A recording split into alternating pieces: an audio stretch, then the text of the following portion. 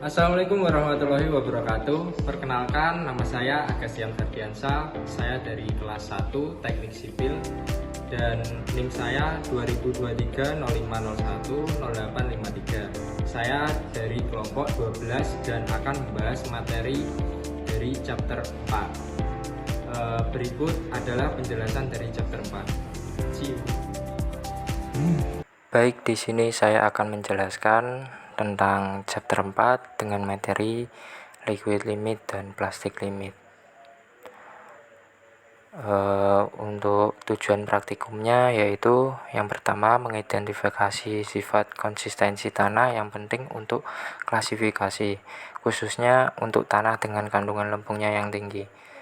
Yang kedua, memahami perilaku tanah pada berbagai kadar udara melalui pengukuran liquid limit dan plastic limit, serta menentukan plastic index yang menunjukkan rentang plastisitasnya. Yang ketiga, menentukan kesesuaian tanah untuk berbagai jenis konstruksi seperti jalan, fondasi, dan struktur bawah tanah. Untuk tujuan liquid limit yaitu liquid limit ini bertujuan untuk menentukan kadar udara di mana tanah mulai berperilaku seperti cairan.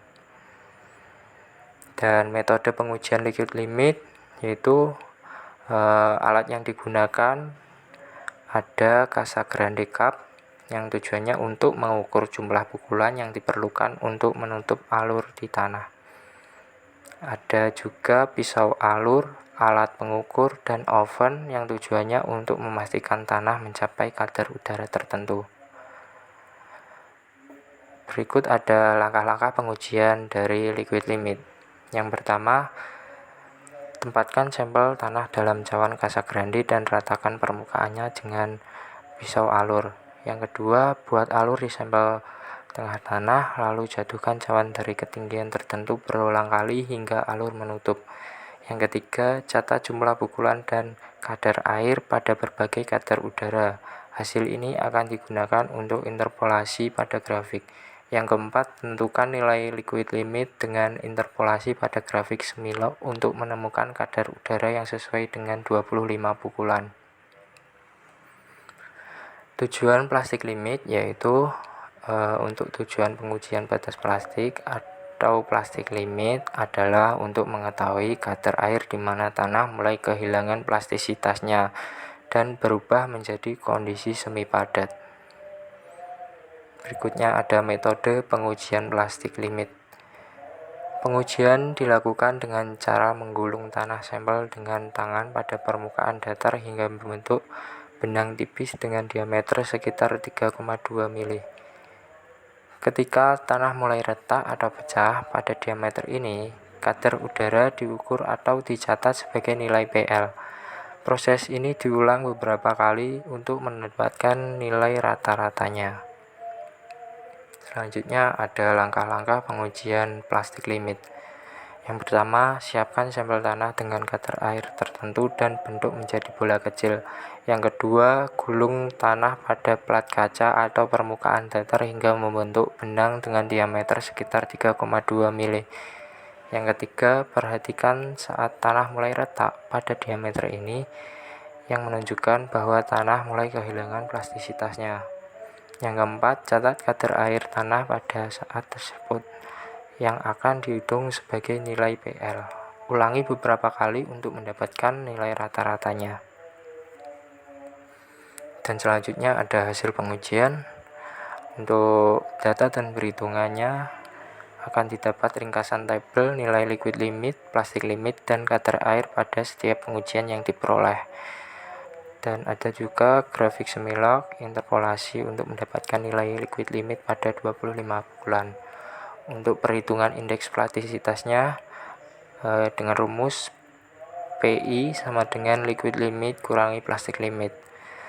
Dan interpretasi plastic index menunjukkan jarak kadar udara di mana tanah tetap plastis, dan plastic index yang tinggi umumnya berarti tanah yang lebih plastis dengan kandungan lempung yang besar, sedangkan plastic index yang rendah menunjukkan tanah yang lebih stabil. Selanjutnya ada analisis hasil. Untuk interpretasi liquid limit dan plastic limit, yaitu liquid limit menunjukkan kadar air tertinggi di mana tanah masih memiliki konsistensi plastik sebelum menjadi cair, dan plastic limit menentukan batas bawah kadar air di mana tanah berubah menjadi semi padat dan mulai retak. Dan indeks plastisitas, untuk plastisitas indeks tinggi menunjukkan tanah dengan kandungan lempung yang lebih besar dan lebih responsif terhadap perubahan kelembapan. Dan plastik indeks rendah yaitu tanah berpasir atau lanau dengan sifat kurang plastis yang lebih stabil terhadap variasi kadar udara.